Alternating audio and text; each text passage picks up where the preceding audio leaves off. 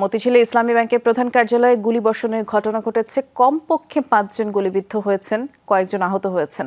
সকালে ইসলামী ব্যাংক টাওয়ারের সামনে অনিয়ম ও ঋণ কেলেঙ্কারির প্রতিবাদ জানিয়ে বিক্ষোভের আয়োজন করা হয়। আর এ সময় অতর্কিত সশস্ত্র সন্ত্রাসীরা হামলা চালায়।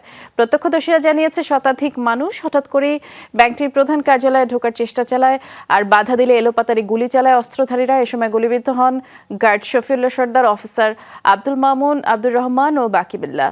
অন্য একজনের পরিচয় পাওয়া যায়নি, তবে এদের মধ্যে 3 জনের অবস্থাই গুরুতর।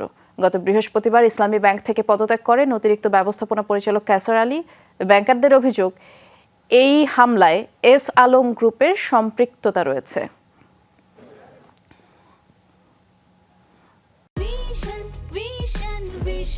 100% কপার কন্ডেন্সারে তৈরি ভিশন ফ্রিজ, তাই গুণে মানে অটুট থাকে বছরের পর বছর। মতিঝিলে ইসলামী ব্যাংকের প্রধান কার্যালয়ের সামনে আমাদের সহকর্মী আলমগীর হোসেন আছেন, তার কাছ থেকে এই মুহূর্তের আপডেট জানবো। আলমগীর, ব্যাংকের এখনকার অবস্থা কেমন দেখছেন আমাদেরকে জানাবেন? পরিস্থিতি স্বাভাবিক হয়েছে কিনা, কর্মকর্তারা কি বলছেন?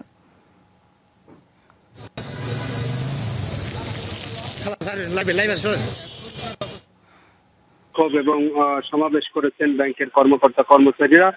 মূলত এই ঘটনাটি ঘটেছে আসলে 2017 সালের আগের নিয়োগ পাওয়া কর্মকর্তা কর্মচারী এবং 2017 সালের পরে নিয়োগ পাওয়া কর্মকর্তা কর্মচারীদের বিরোধিতার জের ধরে।